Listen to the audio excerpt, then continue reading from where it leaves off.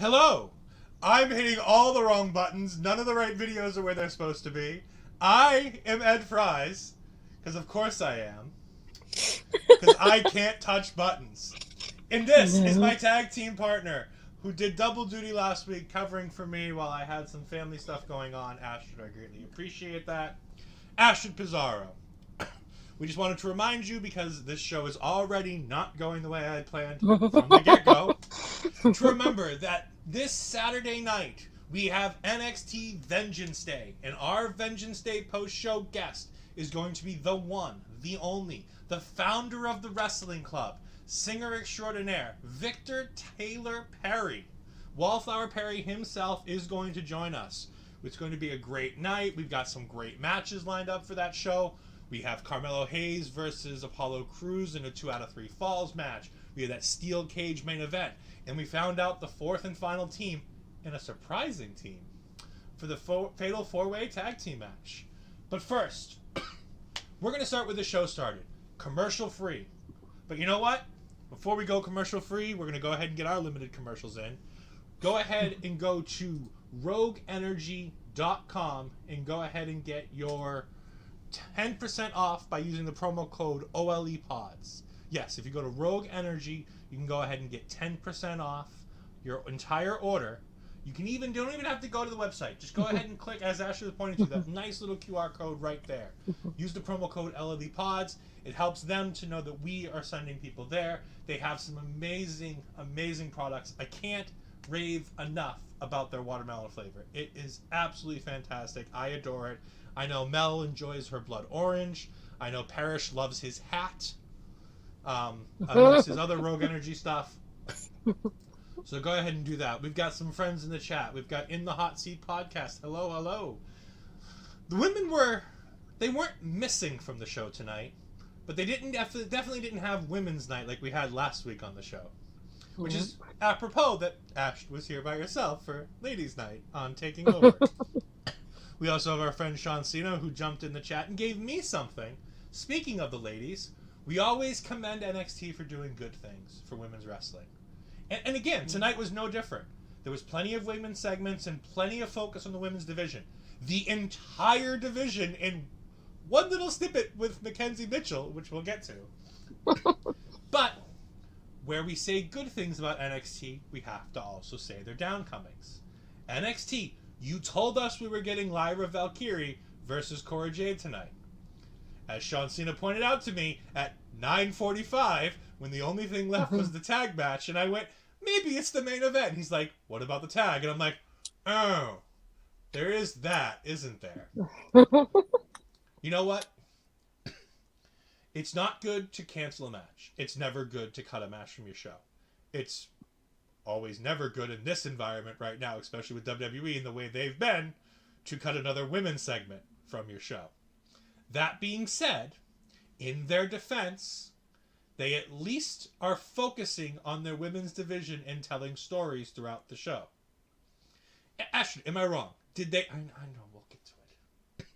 Did they not do a pretty decent job telling a bunch of different women's stories tonight for Vengeance Day and beyond? Yeah, even I figured with the Rumble and having the girls being in the Rumble, which is something already big as it is for NXT, because I think last year we didn't get any.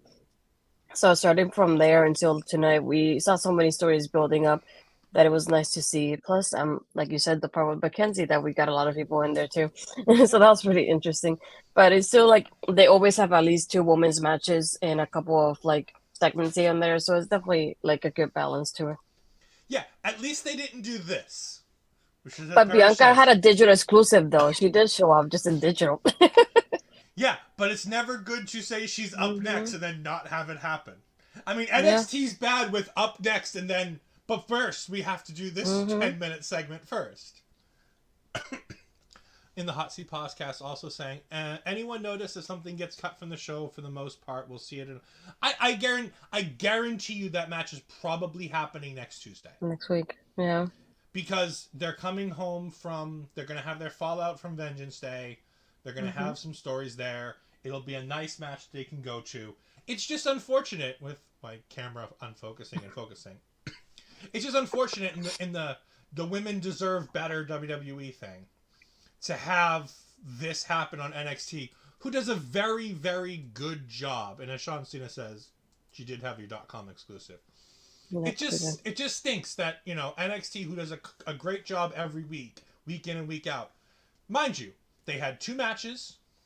They had the interview segment pumping up the main event. They had the backstage segment for the tag team title match on Saturday. And they had the Mackenzie Mitchell segment, which was the update on Nikita Lyons. That's 5 segments of women's programming in 2 hours. So while we're sitting here and saying, bad job NXT for cutting the women's match, also good job for at least having 5 separate segments promoting your women's division. And we had Thea and Ava in the main event, so. Yeah, and like they were involved in the finish, so you can almost count that too. But like, I'm just saying, like, we have to at least criticize them when they do something that's unlikely, which is cutting a match. Now, mind you, there's not one thing I'd cut from this show to put that match on the card.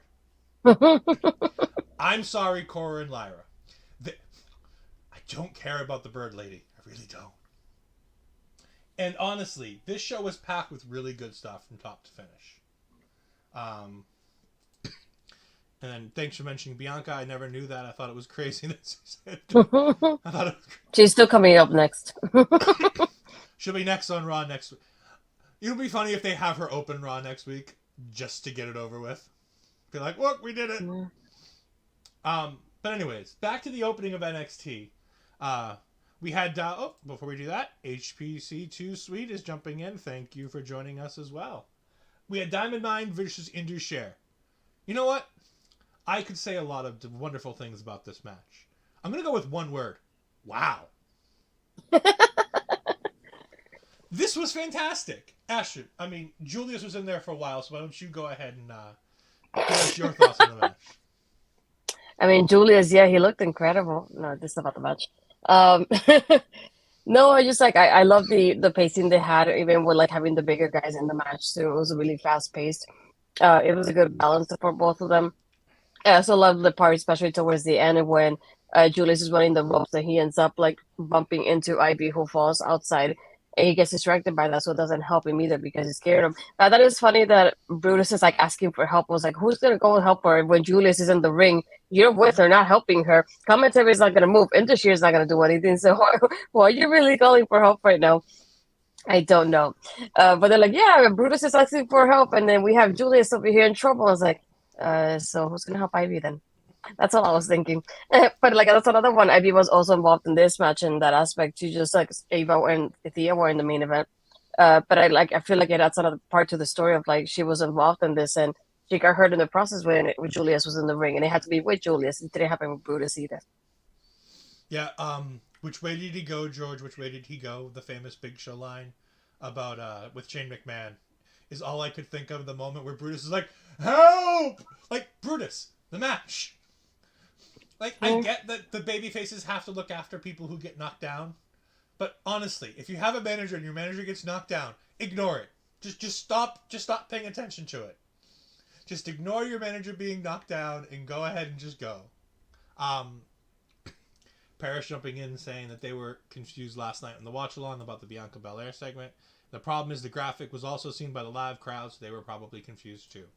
Yeah, I mean, you're producing a live show, stuff happens. I wouldn't be missing your women's champion on your show if that's the segment you got to cut. I'm sure you can find something else.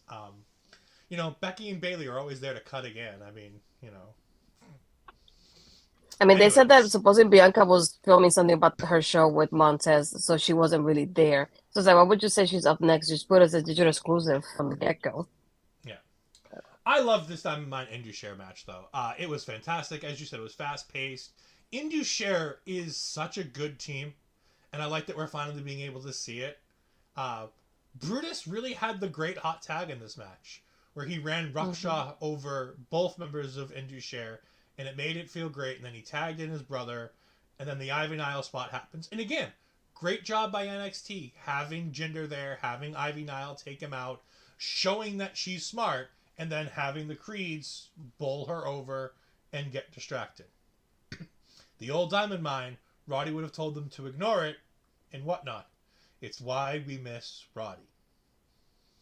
He's still on that milk carton. Someday. I was gonna say he's still in the hospital.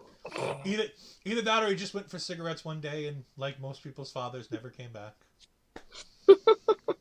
We then have Axiom and Tyler Bate backstage watching A-Kid videos. Ashley will have no thoughts other than during this segment. Yeah, where Tyler Bate talks about how great it was to wrestle A-Kid. And then it's great because he starts to try to look under and through the mask to figure out what Axiom is. And he's like, you remind me of Axiom. You look a lot like him. And, like A-Kid. And Axiom's like, yeah, I've heard that before. It's my eyes. It's my eyes. It's oh, these guys were great. I loved every moment of this. It was oh my god, and so Tyler good. cursing is Spanish. Yeah. What? Don't say it, just in case. It's all ruined when Damon Kemp comes walking in and talks about how this, mutual appreciation society stuff really makes him mad, and how he's looking forward to getting in the ring with one of them, but they have a match against each other tonight. Before we move on, we have Barry Monkey saying Indus-Sher is better than half the tag teams on the main roster. Indus-Sher, ironically, half of them was on the main roster, because Veer Mahan was coming to Raw for about 4 months before he came to Raw and quickly was forgotten. And they came to NXT. Yeah. But no, Indus-Sher is great. I've loved Indus-Sher. I like that they're giving them a second chance after they absolutely botched to hell their entire career by posting on social media that Keith Lee was winning both titles a week ahead of time when they taped it. It could have been the end of both of them, and they've been given a second chance, and I'm excited. Mind you, I would have rather preferred them with Malcolm Bivens, but if we don't have Indus-Sher doing that, we don't get Malcolm Bivens with the Diamond Mine, and that means that the Creeds might not be as good as they are, and then Ashley wouldn't be able to look at Julius Creed every week. So, we win and we lose. We have Zoe Stark come out, and Indy Hartwell come out, and then we have a backstage promo that they tell us about and show us, where Indy Hartwell is talking about being in the Royal Rumble, and Zoe Stark's like, I don't know why you're so happy about being in the Royal Rumble. You lost, and you weren't even in there as long as I was. I was in there for half an hour. To her credit, this is a correct statement. And then they had their match. And the match was all right. I mean, it was okay. I've seen better women's matches on NXT. From them. Yeah. From them, yes. I've seen them have better matches than they had last night. Like I said, I'm not sitting here saying it was a bad match. But for the capability of the two people in the ring, I was expecting more. Yeah, me too. And it's just me, but with Indy Hartwell and Zoe Stark, I was kind of expecting a better match. They don't. No, it just. I don't know how to describe it. It's just like I'm not saying that they had to do like all these like spots to like be like stand out, but there was nothing that stood out to me in this match. It just felt like a regular match. Yeah, that's all I had, and just like, okay, that happened. And then the only part that made me laugh was when she's like, yeah, you point at the WrestleMania site. Well, you're never going to go there anyway. She's like, I didn't point at it. It was a thumbs up, And it's like, and then we have Soul being in everybody's business because last week she was teaming up with Alba, and now this week she's over here too. It's like, girl, pick a side. Why are you everywhere? But yeah, just like, I feel like I had nothing like I could say, oh, that looked cool. Like, that was like a nice move that they did. Like, nothing really to it. Zoe's finish is great. Like, if I have to say, I love Zoe's finish. Yeah. She didn't hit it quite as clearly as she did on Mandy, but it's a cool finish. It's like a spinning feast your eyes, if it makes any sense. Like you said, it's an okay match. I don't want to sit here and talk down on the women because it got time. It wasn't rushed. It didn't live up to the expectations I thought it could. And sometimes they don't. Sometimes you have a bad match. Every wrestler has a bad match. This just didn't click with me. It didn't seem to click with you. In the comments, if you watched the show, let us know if it clicked with you. They told a good story. There was a good storyline going into it. I give them all the credit in the world for putting it on. And again, it didn't feel short. It didn't feel rushed. The match went the length it should have gone. There was just something missing. And I think the missing ingredient was chemistry. I just don't think these two particular stars have good chemistry with each other. Yeah, Even the big finishing segment with, Zoe going to the ropes and hitting the ropes. Indy kind of like jumps and dives to fall in the ring, as opposed to being crotched like you normally would when that happens. It just, everything felt a little off in this match, which is unfortunate because these two are great wrestlers whom I hope to see on the main roster doing great things in the future. But again, kudos for NXT for having the match there in a good spot with good time, and the limited commercials really helped things because we didn't have a lot of the inside commercials where they had like the wrestling going on in the commercials, especially in the first hour. We had a bunch of them in hour 2. We didn't have a lot of them in the first hour, which helped. We have the Schism backstage, and this is the point where I wrote Schism promo, where they're winning the match tonight. Yeah. Amazing. I did write that. Because I thought it was a foregone conclusion. We then have Apollo Crews big upping the city of Charlotte, North Carolina. I don't know why Apollo Crews had to cut a promo on the city of Charlotte, Carolina. Obviously, ticket sales aren't going the way NXT wanted them to go. Because, boy, were they pushing Charlotte, North Carolina this week. They couldn't stop saying Charlotte throughout the show. Like, don't forget, Vengeance is in Charlotte, North Carolina. I thought Charlotte Flair was going to walk down the ramp at one point just to make sure we knew it was in Charlotte. I really hope this does well. With them going on the road for the first time in a long time. They're going on the road this month, and then they'll go on the road. They're going on the road in 4 days in February. And they're going on the road again for WrestleMania. The WrestleMania show is going to be a big show because you have the WrestleMania crowd there. They're going to go. They're going to watch. We're going to have the wrestling club there. I'm going to be looking for them. It's going to be great. But yeah, Apollo... He then teases that he has somebody take out Trick Williams. And that silhouette... Now call me crazy. Did that silhouette look like Commander Aziz? It did. It looked like a big old boy, didn't it? Yeah. I wouldn't be surprised to see them pair these two together. I don't think it was a bad pair on the main roster. I think it was just the gimmick that Apollo had with the act and all that stuff. It's just like, that's the pinpoint of it, but them together were great. People didn't love the Nigerian route that they went with it. Now, granted, I don't have a problem with Apollo taking an attempt and doing his Nigerian roots. There's nothing wrong with that. But I don't think it clicked with the universe the way that they wanted it to. I don't mind a babyface having a big heater. I also don't mind if Apollo Crews goes heel again. I think these visions as a heel character could be very fun. Where he sees these visions of things and then has to do them to make them come true. Because if you want to give me Apollo Crews versus Tyler Bate, I'll take that. That could be fun.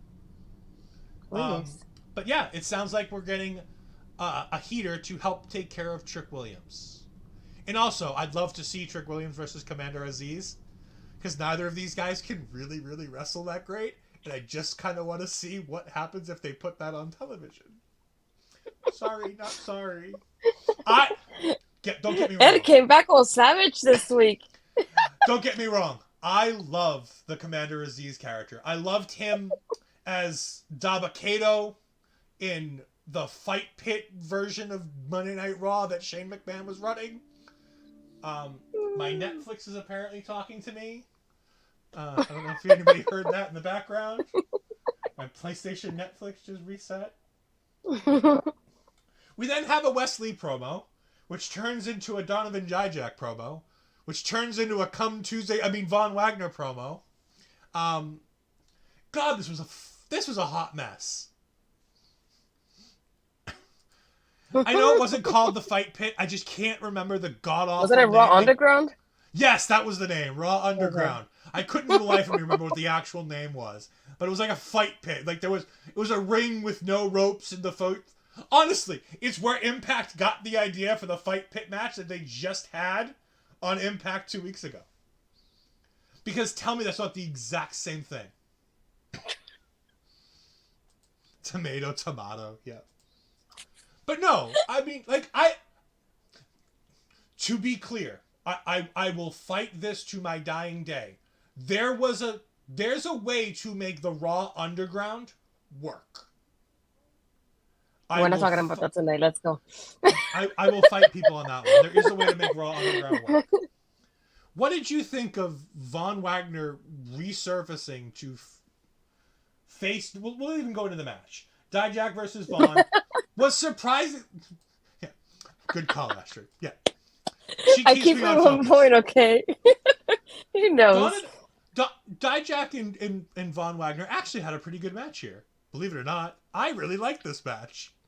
But I was going to tell you what I thought about Von Wagner, though. You're going to tell me about Von Wagner in just a moment. Right now. I forgot he was gone. Yeah, I didn't realize he was still on the roster. I thought Mr. Stone had got another guy cut, and I just didn't notice it. I saw him, and I was like, "Oh, you were missing. I guess you were." I I didn't notice you were gone. I'm sorry. I really didn't notice. I thought it was somebody new, like a new client for him at first. And then I saw the name in the background, I was like, W.A. who? And then I see him come in, and I said, "Oh, you're still here. Okay." So, yeah. Barry, as we know, you're a newer viewer. Von Wagner has gotten leaps and bounds better. And this was one of his best matches I think I've ever seen of him. Yeah. So, yes, wasn't terrible is an accurate statement. But no, Dijak really did a good job with this match. Dijak does a really great job wrestling really big dudes. If we don't forget, Dijak versus Keith Lee is one of the greatest matches that I've seen from PWG. Now, I will preface that by saying I don't watch a lot of PWG, so I know there are matches that are 1,000 times better. But I've watched a few of those Dijak versus Lee, because that match went around the horn on the indie circuit.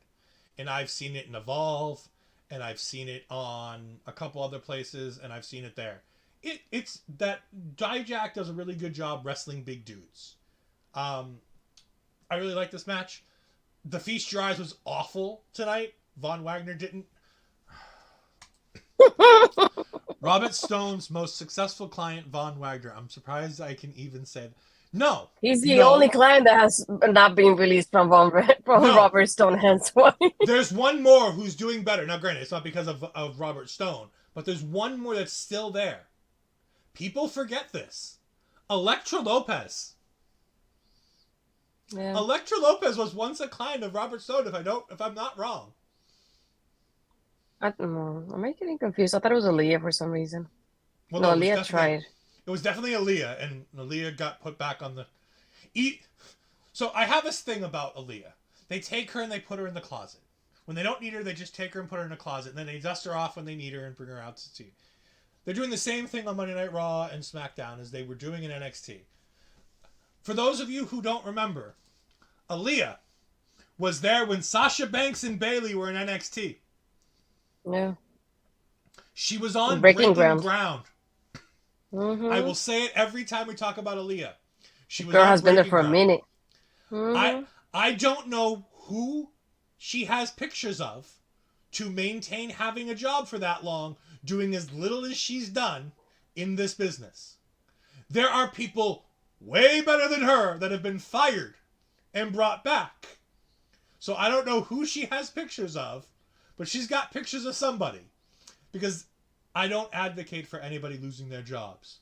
But why cut people like Chelsea Green and Emma and all the women who have been cut over the past few years when you have a perfectly good Aaliyah there that you're not using? I think Chelsea Green was a client of Roberts. Yes, And Chelsea Green did a lot of bad things before she was released, and then did really, really great things everywhere else that got her brought back. Her run in Impact, her run on GCW, everything that Cardona has done that she's been a part of. Those are the reasons she got brought back. It has nothing to do with the fact that she's a Triple H girl. It has everything to do with what she's done on the indie. Aaliyah isn't shown enough true stuff. It's okay. We'll keep it that way. I agree. I don't mind missing Aaliyah. We then have the weirdest promo I've ever seen in wrestling, and I've watched Steiner Math about 100 times. We have Stax and Tony D'Angelo backstage, and Tony D'Angelo starts talking to Stax, and Stax says, well, I got 2 things to do, and Tony says, well, which one are you going to go take care of? He's like, I already took care of both. And I'm like, if you have to go do them, how can you already have taken care of them? I don't understand. And then Tony says, cool, well, those are done. Let's go do this other thing. And they don't tell us what any of it is. I don't like it. I don't know what's going on. I'm confused. This was terrible. Before we move on, Chelsea is a saint. Chelsea Green is delightful. I love Chelsea Green. I wish her nothing but the best. She is great. If Chelsea Green in Impact was an improvement, she must have been bloody awful before, because she was terrible in Impact. I mean, so, to not get off on too much of a tangent, Chelsea Green had 3 opportunities to do something in WWE. She was part of VTX in NXT, and they got put on the shelf because they didn't like what they saw from the 2 of them together. And then Deanna had all the issues with her ex-boyfriend, and VXT. No, her ex-boyfriend. No, the initials. Yes, VXT. Oh. She had her issues. She had her issues with a former Ring of Honor booker, shall we say, and she left the company under good terms. And then Chelsea Green got paired with Robert Stone, and things were going well. And they brought her up to wrestle Charlotte for some reason, and then they brought her up to make her SmackDown debut, and she broke her wrist. So they waited till she got healed and brought her back in some kind of a battle royal on SmackDown, and she broke her wrist. And at that point, WWE went, okay, we're done. Yeah, she has debuted like 5 times and got injured the same 5 times. Yeah. VTX would have been amazing if they came back together. Maybe one day they'll be reunited. It's very possible. Deanna seems very happy working the schedule with Impact.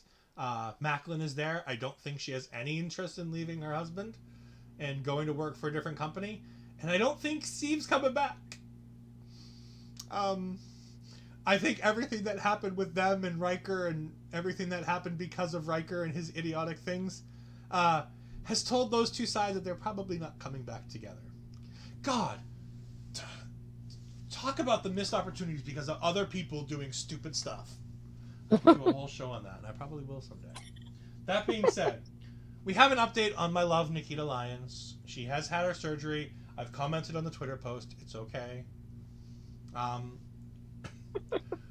Hey, she liked my comment when she got hurt 2 weeks ago, or last week. Oh, you cured her. What? You cured her with your comment. No. She liked my comment, and it would have been the greatest birthday present in the world had my birthday not been terrible. But anyways, we then get Mackenzie Mitchell recapping the entire... If she follows me, I will be over. Yes, I wholeheartedly agree. One day. We then get Mackenzie Mitchell doing her best Detective Hardy Boys. Like, love her. this was great. She broke down the entire thing. This is like Rose Waldo, but finding all the ladies in here. I literally wrote down every woman's name. I had to rewind it like 5 times to get them all. So I'm going to now go ahead and recap this. We had Valentina Feroz in the very forefront, being the furthest one up. Could she have done it? Maybe. We then have Danny Palmer, Ariana Grace, who's recovering well, and PC recruit Alexis Letty, all walking away, totally unconcerned. None of them did it because none of them... Honestly, I couldn't have told you who any three of them were if they hadn't told me who they were. If they didn't my heart's flash broken. Danny Palmer's picture, like with her name, under her thing when she wrestled Stevie Turner, I wouldn't have known who she was then either. We then had the unidentified woman in the car who obviously did it. Like, I love it. They're like, the unidentified woman in the car. Well, you've just told us who the culprit is. Thank you. Mm-hmm. Yes, the real question is who's in the car. I have an idea. I'll run it by you at the end of this. Yeah, I gotta do a process of elimination. We then have Elektra Lopez and my next love, Lola. Lola doesn't give for Nikita. See, what a great friend. I adore Nikita, but while she's gone, I have to love somebody on the roster. So we have Lola. They're walking away again, closer to the accident, but really unconcerned. But then again, they wouldn't be. Like, why would they be concerned for Nikita Lyons? They don't care. So we continue moving on. We have Tiffany Stratton trying to find something in her bag, or as Mackenzie Mitchell says, was she putting something back in her bag? No, she wasn't. Dun, dun, dun. We then had Zoe Stark walking away in the opposite direction, to which everybody's like, oh, that's the person. I'm like, yes, that's obviously the person who didn't do it. Mm-hmm. Because that's way too obvious. And as Zoe Stark said earlier in the show, if I had attacked Nikita Lyons, y'all would have known about it. I said that last week too. That's why I thought it was like, it definitely isn't her because she would have taken credit for it by now. In the very, very back of this shot, we see Tatum Paxley leaning against a car and Lash Legend. Mm-hmm. Again, if they didn't tell me it was Tatum Paxley, I wouldn't have known it was Tatum Paxley. That one I would have known. I think she was the farthest out. It was too far away. Yeah. But, Lash Legend's obviously not going to help Nikita. They have their own issues in the past. Indy Hartwell and Lila Valkyria come running up. Keep your eye on Indy Hartwell. I have an idea about Indy Hartwell. Ooh. And then, watching from the car, dun, dun, dun, Astrid. What? You were in the car watching. Did you attack Nikita Lyons? No, I was getting popcorn and enjoying the show. I don't believe you. But no, going back to the woman in the car. I have a theory. I think that was Stevie Turner. I thought about her because she looked kind of blonde. Mm-hmm. She was my first guess. Also, if you go through this list, who's the most prominent woman in the women's division who isn't listed here? There's one more name that I think I can throw up on that list.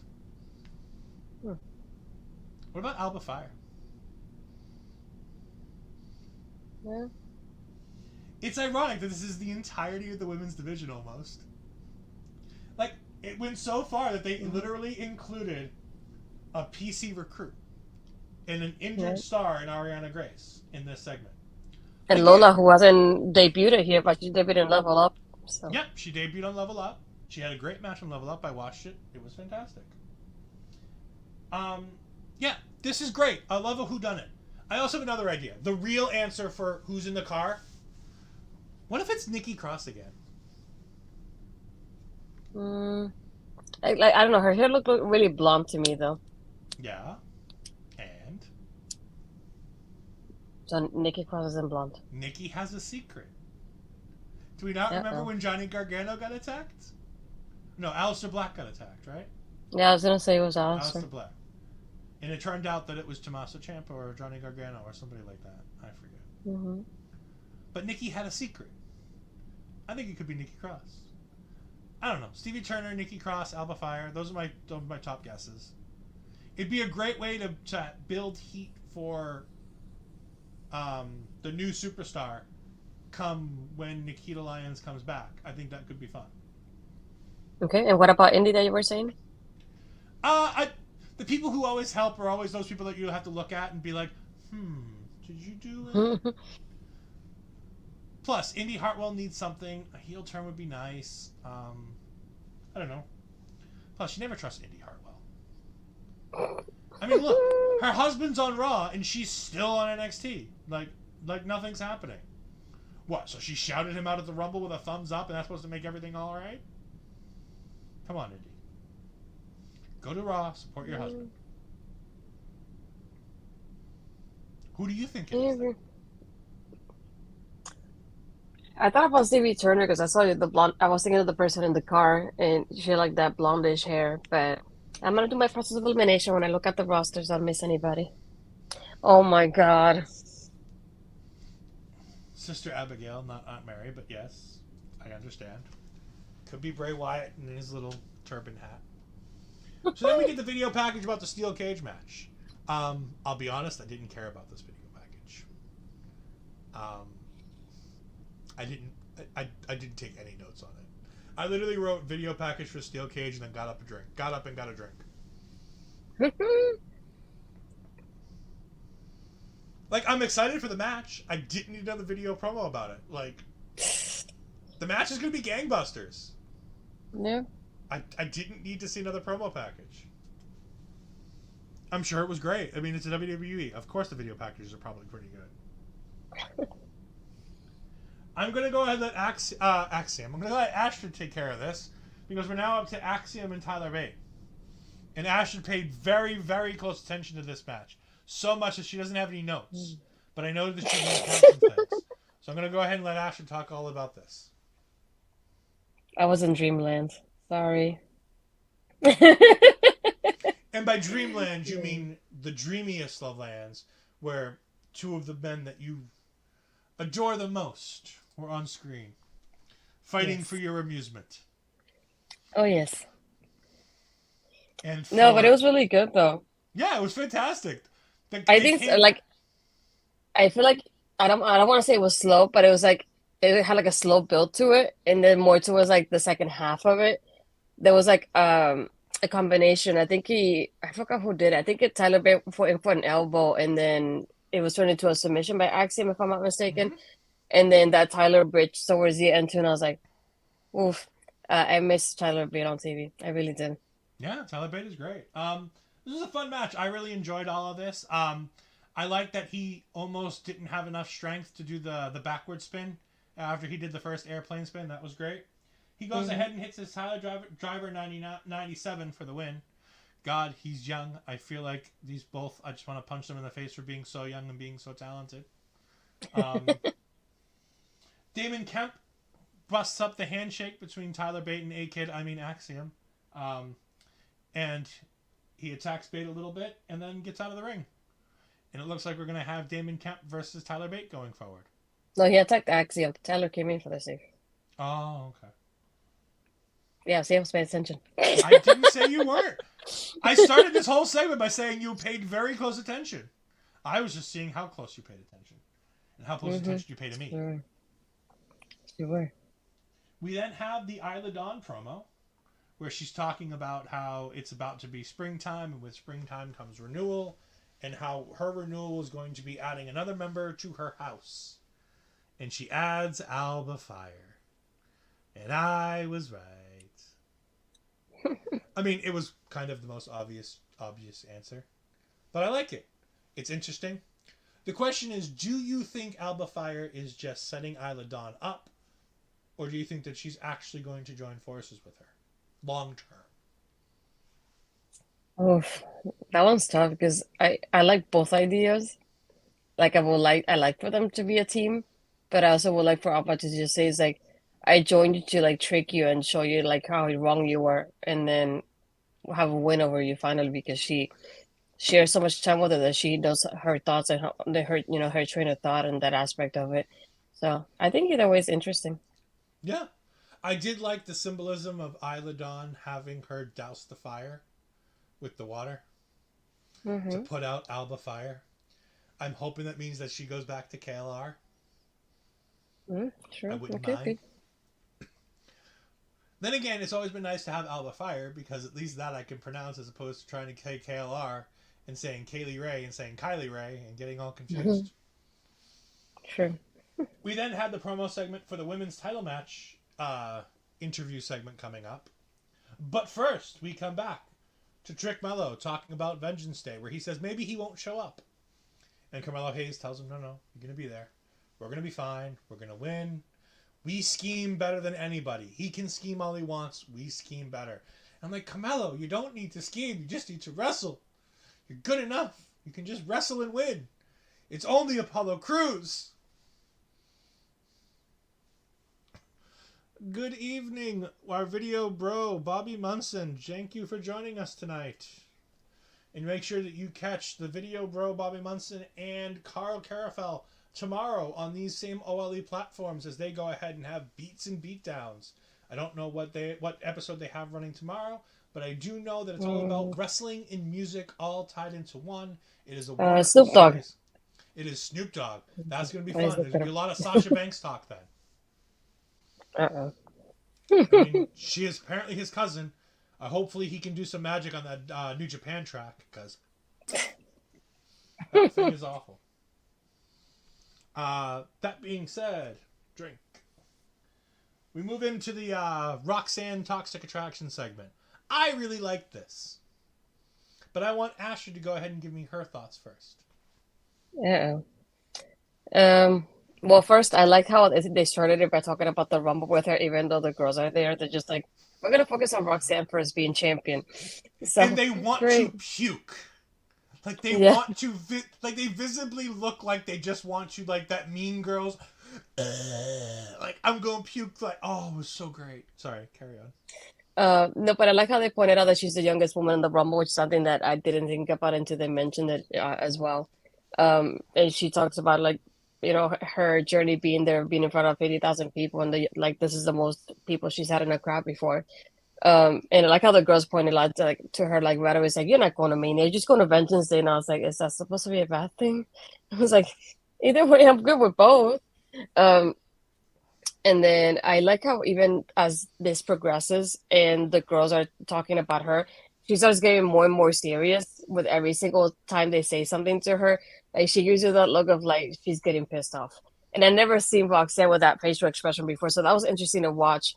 And then I like her little bits and pieces. She goes, there's a truth behind what you said, and they're, like, trying to find a crack between us, and you're, like, trying to find what we say, like, pinpoint at it.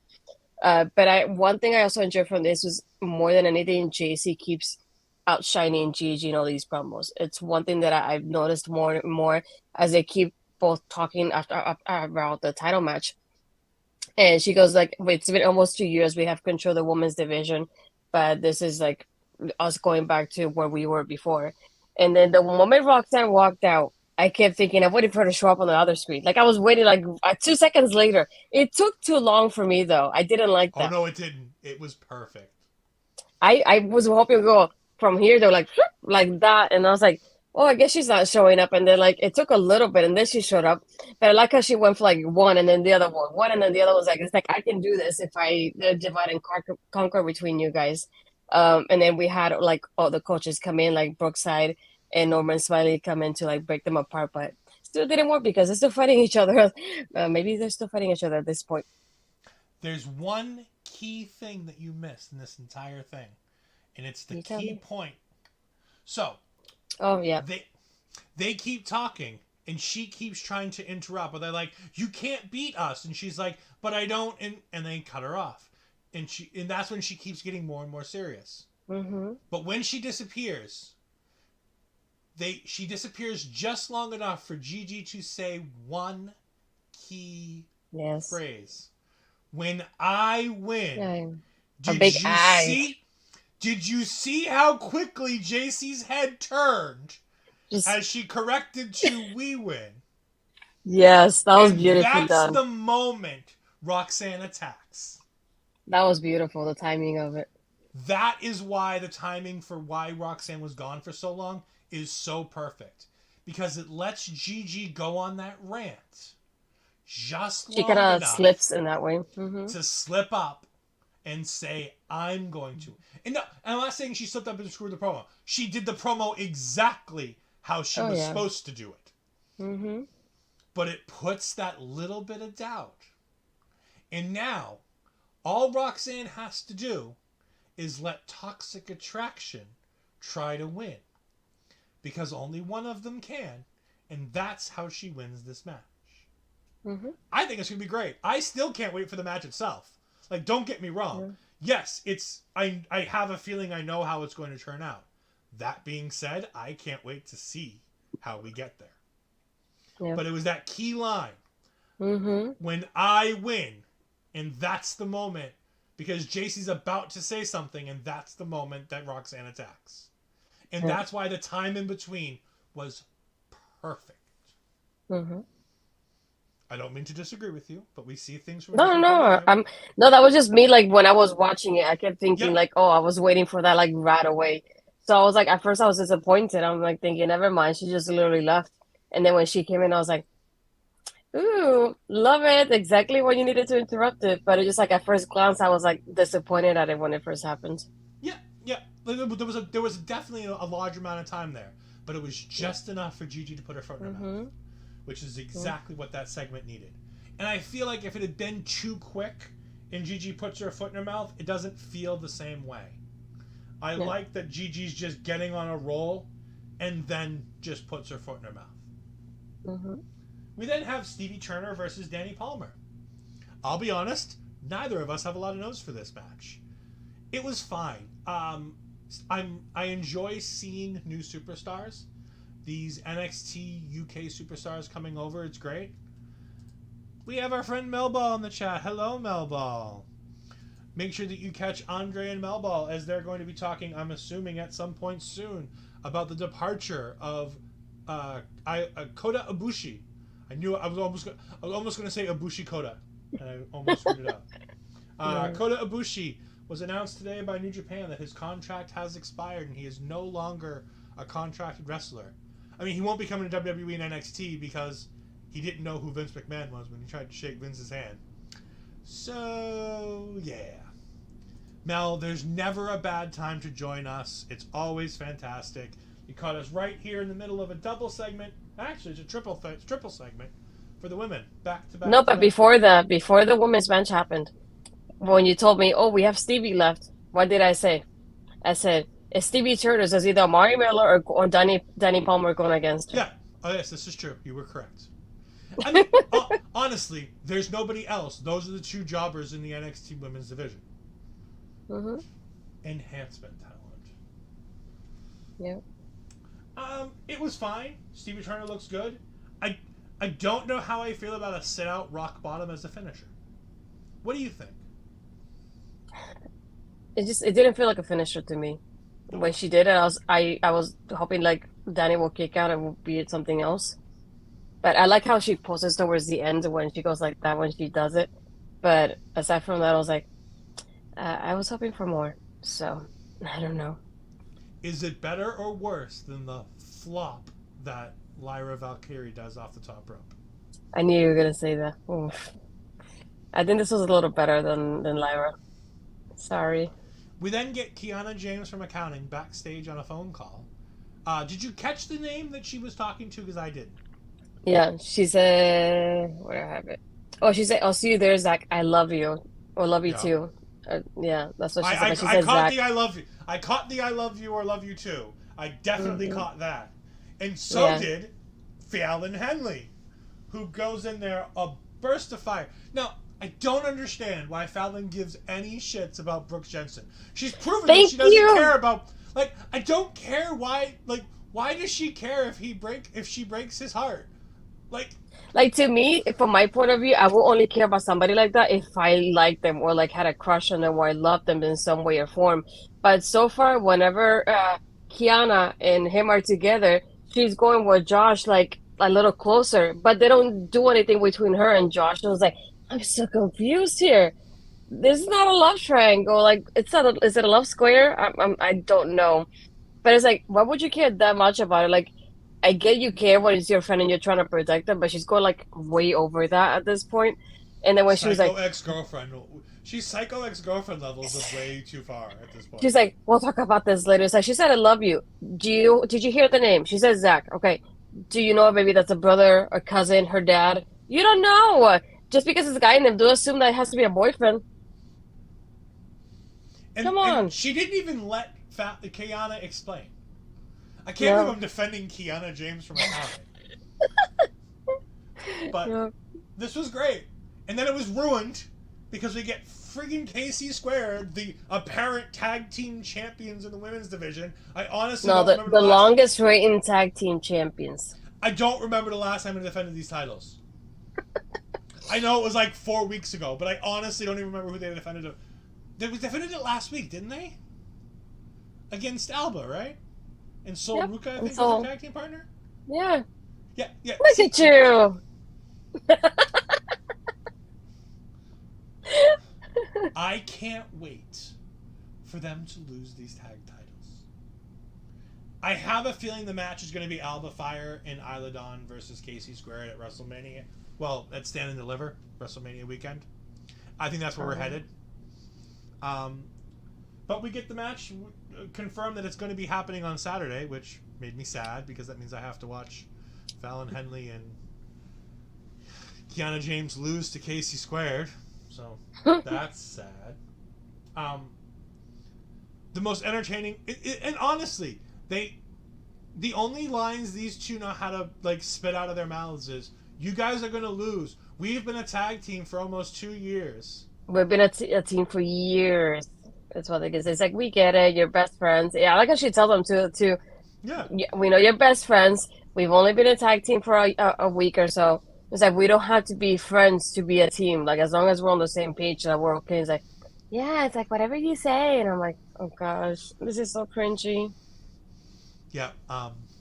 Not a hit for the women's. Honestly, the first part of this is really, really good, and then KC Yeah. Squared comes in, and the entire segment takes a dump. Like, I love the stuff between Kiana and Fallon. Yeah. That's fun. Like, I don't understand why Fallon's so upset, but I love what they're doing together. They're Hmm. making me care about both of these superstars, whom I never thought when I saw Fallon Henley for the first time that I'd ever care about anything she does. We then get Dempsey versus Gulak. For those of you who like old time, ground and pound, technical, in and out, loophole wrestling, this was fantastic. I kind of enjoy that stuff. I'm not the biggest fan of it, but I like it. I grew up watching it. It's fine. I enjoy it. Kurt Angles, the Chris Benoits, the Bret Harts, the Owen Harts. Like, these guys were the kings of wrestling a technical style like this. It has its place in wrestling. These guys are two of the best at it. I really enjoyed this match. The finish is so good. Hank is on the outside. I'm not even giving him his last name. He's just Hank. And he's just cheering on. He's not getting involved. He's not super close to the ring.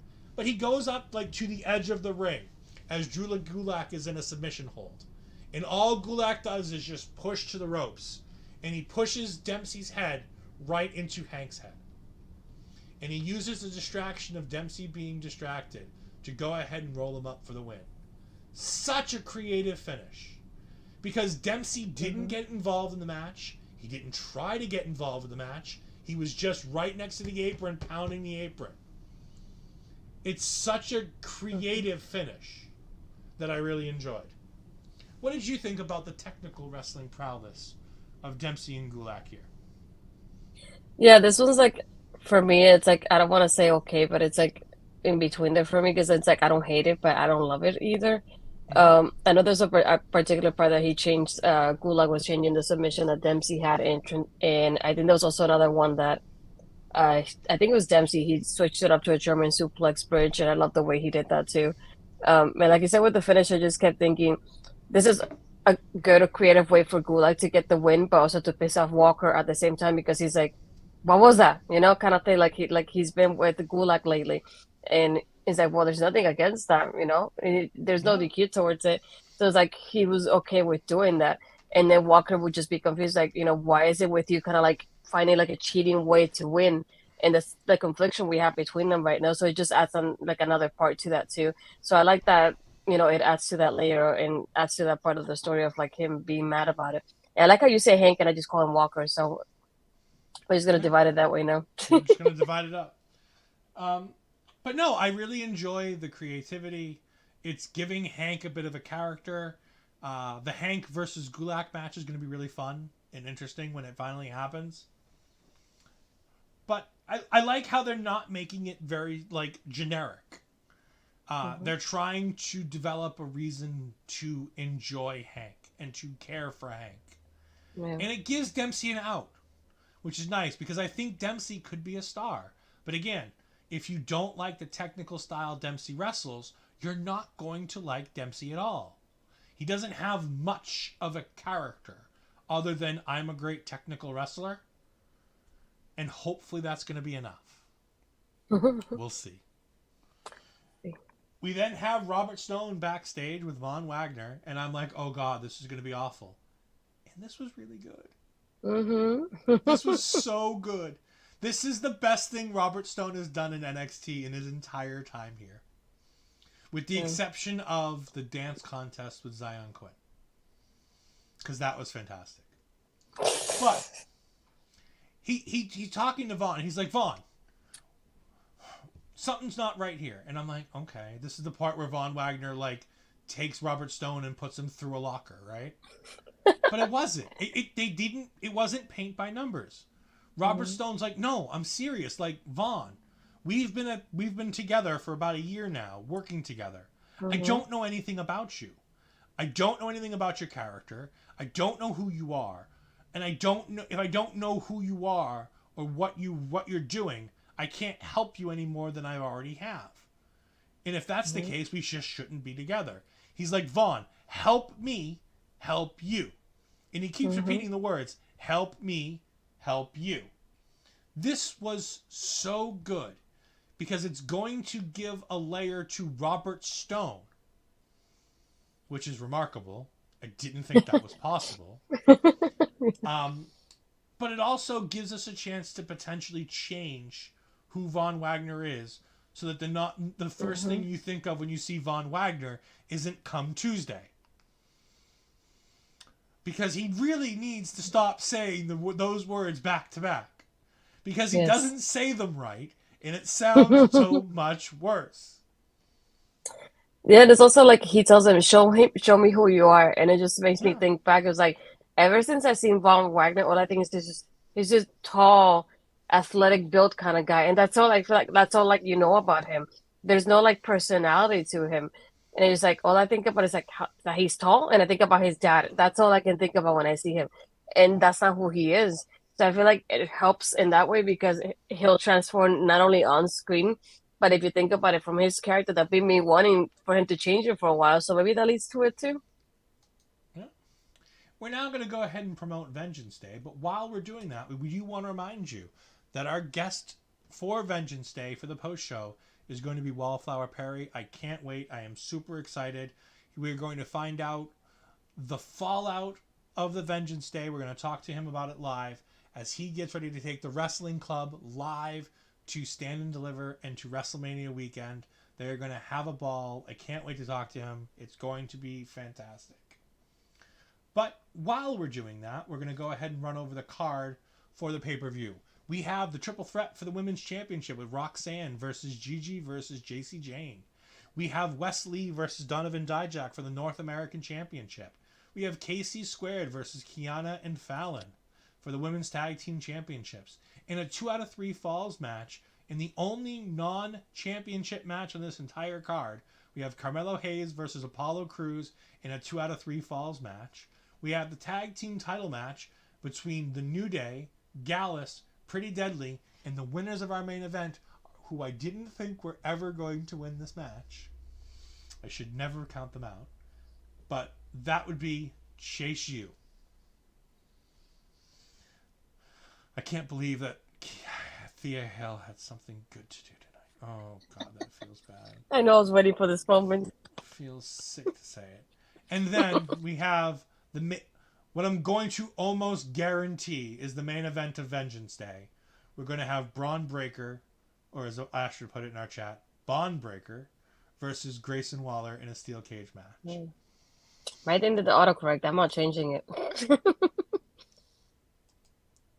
Yes, we're going to have the founder of the wrestling club on OLE. It is going to be fantastic. I am super excited.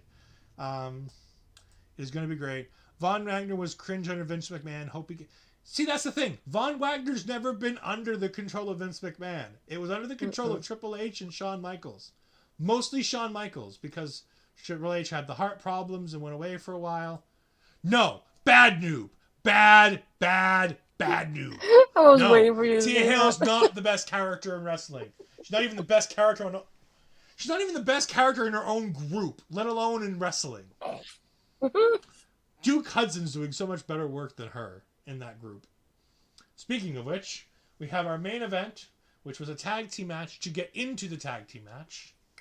And it was the dyad of, oh God, Rip Fowler and the other guy.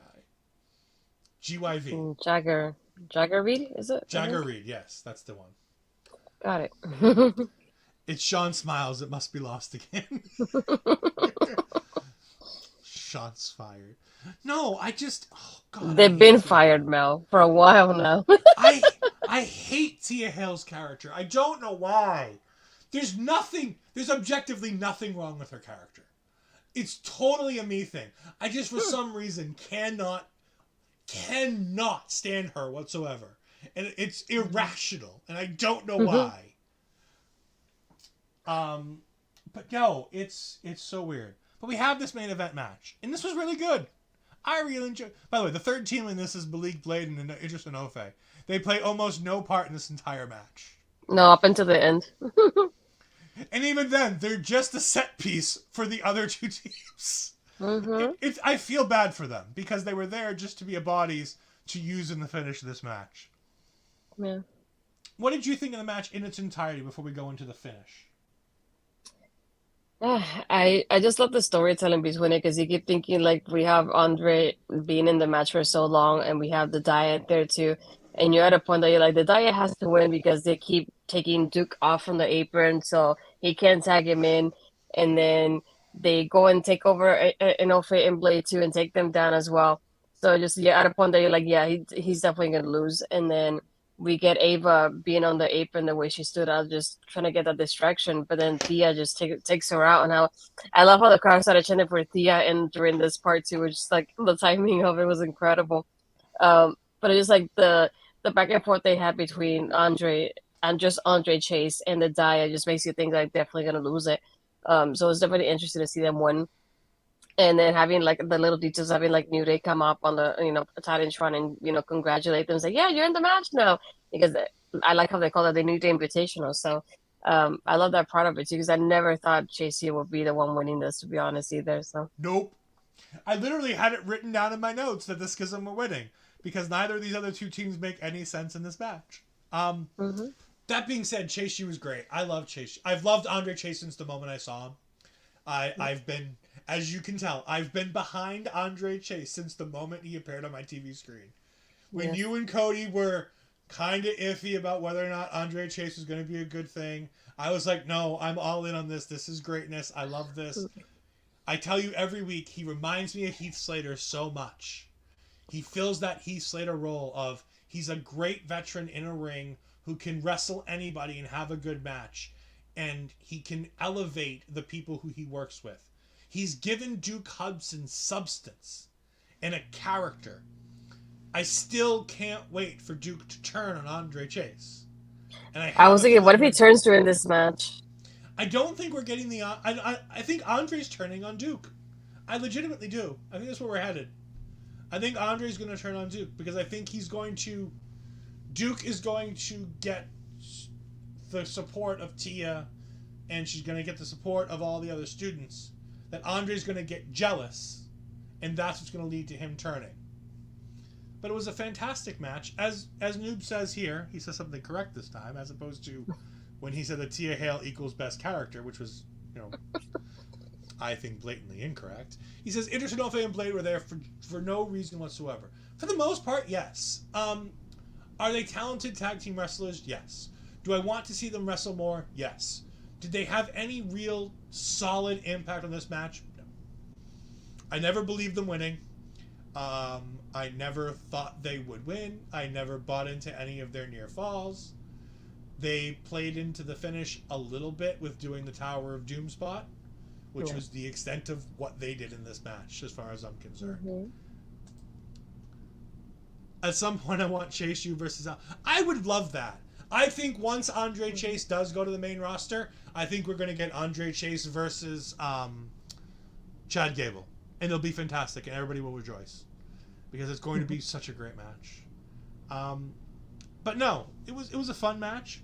Chase U wins. As you said, Ava Raine on the apron, distracting Andre Chase. Tia Hale knocks her down. Jagger Reed. I think it was Jagger. Yes, I think it was Jagger. Jagger was the one who gets distracted. It was... What's his name? Now I can't remember his name from GYV. Crap! Anyways. One of Jagger... One of the dyad gets distracted that Ava Raine gets... I don't understand why he gets so distracted that Ava Raine gets pulled off the apron. Like, he reacts like it's the biggest deal in the world. It's Jagger Reed. I'm almost certain of it. Hold on. I know a way to find out real quick. Yes, it's called... Was it the bald one or the one with the hair? No, the one with the hair. Jagger. Yes! I was correct. But he gets distracted for way too long for Ava Raine just getting pulled off the apron. Mm-hmm. Yeah. Tia's super excited with herself because she finally did something right. Also, I can't wait for Ava Raine to finally have her first match in NXT and squash the ever-living crap out of Tia Hale. Yes. I don't understand why we're helping a lady, but you should always help the ladies. Well, you know what? I don't say you should always help the ladies, because earlier we had Brutus attempting to call for help for one of the ladies, and it cost him his tag team a match. So I don't know. Maybe we should. But after that, Chase U gets the win. We have Gallus up in the Eagle's Nest. We have in the entryway, we have Pretty Deadly. And then, as Astrid said, on the screen we have the New Day. And that's how we go off... it's how we go off the air, because the show ends, and then they give us a 5-minute video package that I turned off for... I thought that was a stream that I had that was rerunning, so I took, Yep. I took it off. It happened on my USA stream too. No, Okay. it was part of the It wasn't actual just show. me then. No, it was part of the actual show. So hopefully nothing important happened in that video package, because I didn't watch it. I saw that it was a video package for the pay-per-view, and I turned it off. That being said, I am super excited for this card. I really am. Like I said, every match in this card is a tag team match. Is a tag team match. It's a title match. Every title in NXT is being defended in this match, in this card, for the first time I think ever. Because normally the women's tag team titles get defended the week after a big show. And sometimes the tag team, just the men's tag too. Yeah, sometimes they do a tag, weeks. like a special tag night where they do after a pay-per-view. They do a nice big tag title show. Mm-hmm. It's nice to see both tag team titles on the line. We're gonna go ahead and give our predictions, because I think most of these are fairly obvious choices, and we're gonna hopefully be able to, during the week, be able to get and post Victor's predictions for the show. We'll see what we can do about that. I'm sure he can help us out. But Women's World Championship match, triple threat match. Is there any chance that Roxanne loses this match? 0. Yeah, 0. Roxanne will win. It will be a fantastic match. Roxanne will win. Mm-hmm. Wesley versus Donovan Dijak, or as they call him, Dijak. I'm going to go out on a limb here. I'm going to say Dijak wins. I'm sticking with Wes. Yeah, I have a feeling it's going to be Wesley, but I want... So that one's heart over brain, and I shouldn't do that, because I did brain versus heart for the Royal Rumble, and I went a perfect 5 for 5, and then I went 6 for 6 when I included the fact that I thought Rhea Ripley was going to challenge Charlotte Flair for the championship. So I really shouldn't pick Dijak, but I'm going to anyways. We have Newman Co saying Roxanne Perez is going to win. I agree. Oh, We yes. then have the tag team title match with Kiana James and Fallon Henley versus Casey Squared. Don't make me say it. Just go ahead and write it down. You say who you're going to pick. Casey Squared. Yeah. Anyway, I got I'm you. not saying. I know. Carmelo Hayes versus Apollo Crews in a much, much more enjoyable match. I mean, I've been saying it since the beginning of the year. I've been saying it since we heard about the Iron Survivor match when I thought he was going to win that. Give me Carmelo Hayes. He is him, and he doesn't miss. Yep, Carmelo. Mm-hmm. I Or think should I say Trick Carmelo. Mello? Because Trick is going to be involved in this. Yeah. I think Carmelo Hayes is going to ride this right to a championship match at Stand and Deliver as well, by the way. Tag Team Championships. New Day versus Gallus versus Chase U versus Pretty Deadly. Astrid, who you got? Ay, ay, ay. I don't know. Can we pick two because the multi-man? I don't know. What's a tie? Thank you. I'm gonna stick to New Day. I don't know. I really don't know. I'm going to make my second mistake of this card because I think it should be New Day. I think it's going to be New Day because I think having New But Day. But I'm going to say Gallus. I wouldn't. okay. I would love a Gallus versus New Day at Stand and Deliver. I think that's the match you run at Stand and Deliver. And I really think that a fun way to do that is to have Gallus win them here, like beating Pretty Deadly or beating Chase U. And having New Day be like, fine, you're the champs. You won the titles fair and square. That's how the match goes. But now you have to face us one-on-one. Yeah. Look at New being smart. He said New Day. Yeah, he says Dijak's winning because he's Batman. I mean, he does give us a lot of Batman feels. He also thinks Casey Squared is going to win in New Day. Barry Monkey also says New Day is going to win. Says, talking about being nice, I miss holding doors open for strangers when shopping. The smile and the thank you, the points of just being polite and helping others, ruined by automatic doors in the shops. I mean, automatic doors have ruined chivalry for everybody. But gentlemen, yes, be chivalrous. It's a good thing. It makes you feel important. It makes you feel good about yourself because you were raised right. And more importantly, the ladies like it, and it's always a nice thing. You want people smiling like Astrid. When I'm here on the show and I make Astrid smile. But no, put me down for Gallus. I think Gallus is going to win. I mean, I don't think they're going to win, but I want them to win. And then we have Braun Breaker versus Grayson Waller. I don't know. I'm torn about this one. Okay, so here's the thing. I fantasy booked something in my mind. Oh gosh. And I can't get rid of it. And I want it to happen so bad. But I also don't think it's going to happen. So I fantasy booked the idea, and I've said this on the show multiple times, that Carmelo Hayes is going to be in the championship match at Stand and Deliver. The Wrestling Club is going to be live at Stand and Deliver, I think. Oh, yeah. I'm hoping they go to Stand and Deliver. I know they're going to Mania. I hope that some of them get to go to Stand and Deliver. The Wrestling Club has had a feud with one certain Australian individual. I think it would be fun to have Grayson Waller walk out to the ring mocking the Wrestling Club live with Carmelo Hayes in the ring as his challenger for the NXT Championship live at Stand and Deliver. And as much as I want that to come true, and as much as I want Braun Breaker's reign to end, give me Braun Breaker. Yeah. Dwayne Braun. Okay. I'm going to send it over. I just don't think there's any way that Braun Breaker loses this match. Don't get me wrong. I will be happily surprised if they pull the trigger and put the title on Grayson Waller. I just don't know if you want Grayson Waller to be a transitional champion. Because from February to April, it's not long enough for him to have a great reign. And then that would put a down thing on whether or not Carmelo Hayes wins that championship match. But it's going to be a great match. I love a steel cage. I'm a sucker for a steel cage match. They're one of the best things in wrestling. It's such a simple stipulation that can be so good because you have a smarmy heel like Grayson Waller who can try to escape out the door or up over the top of the cage. And you have a guy like Braun Breaker who just wants to destroy everybody and everything. Do we think the cage is getting broken, and that's how potentially the match ends, with somebody rolling to the floor after like Braun Breaker spears Grayson through the cage?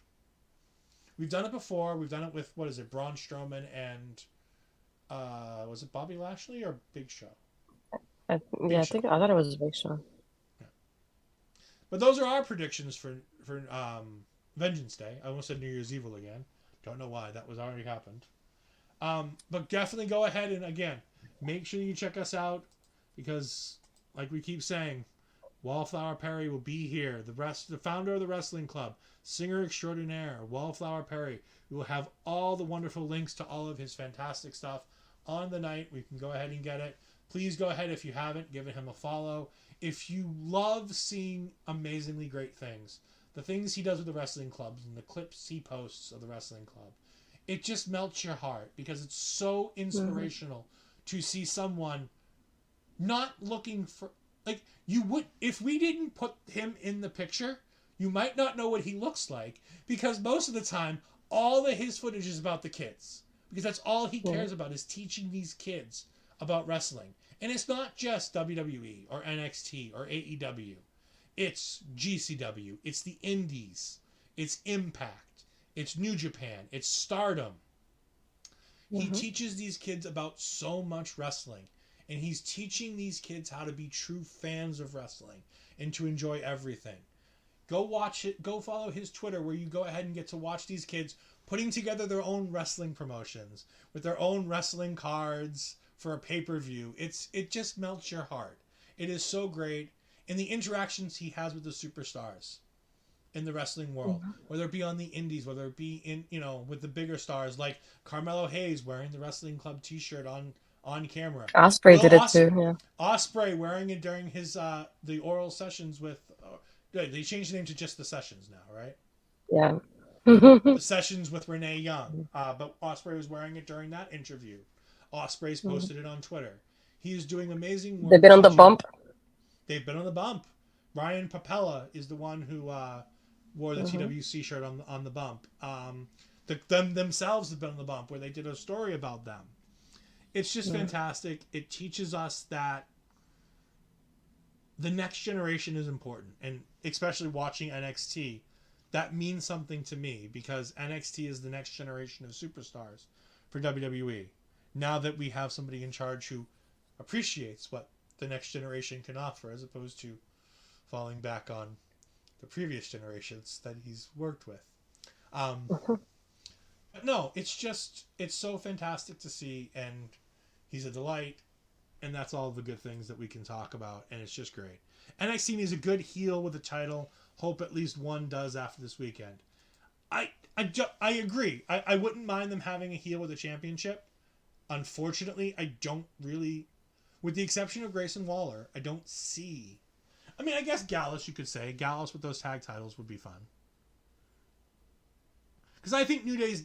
Do you think New Day continues working with NXT post Stand and Deliver, or post I Vengeance Day? mean, it's just like they don't have anything else going on for them in the main roster right now, because why go after the tag titles with the Usos when that was the last match that was supposed to happen recently? So unless they find another team for them to go against with just like a non-title feud, at this point they don't have much going on. So that's why I prefer having them here, even if they're champions, just because it highlights the tag division more. They were on SmackDown last night with the tag titles in hand. So like if you don't watch NXT, it makes you curious. It's like why they were in championships but they're not the tag team champions on the main roster. Yeah. So I feel like it's a good marketing aspect of it too. And they do a lot of media with the championship, so that helps as well. And they can more than anything help out the new tag teams here. So, and I feel like a tag team like New Day, who's has so much experience, they can definitely help a lot of the newer talents here. So I prefer having them in here. Just keep them here, please. Yeah. And Astrid, speaking of keeping people here, where can we find you? You can find me by Twitter right there, Astrid Pizarro, Instagram Astrid Pizarro 20. You can find me again here on Tuesday doing Taking Over with you, and then Thursday making an impact with Cody, my other tag team partner. If you go on my YouTube channel, you can find the latest episode of Ladies Wrestling Showcase. And if you go on my Twitter and my Instagram, you'll definitely the link for the episode I did with my friend Alicia. for a Kayfabe Queens talking about the Rumble. And I was just on Chumbako talk a little bit earlier. So if you go watch on the oil and just go VOD, and you got it there too. There you go. For me, you can find me here on Twitch at EdFries2002, where I do my gaming and I start taking over shows. You can find me on Twitter at EdFries12584. You can find all the wonderful things that OLE does at OLE Podcasts on Twitter and Instagram, on Twitch at twitch.tv/ our local establishment, on YouTube at youtube.com at our local establishment. You can email us show ideas or people that we want to have on our shows at olepodcast@gmail.com. Also, more importantly, before we get ready to go, we have Mel Ball throwing a heart. I want to go ahead and give a shout out to all the fun things that OLE is doing for the rest of the week. So we are going to say goodbye. I am Ed Fries. This is Astrid Pizarro. We will be back Saturday night, so don't miss it. We're going to be here for the Vengeance Day post show. We're going to go ahead and play this video for what you can see on OLE the rest of this week. And then we will be joining you again, as I said, on Saturday. Goodbye.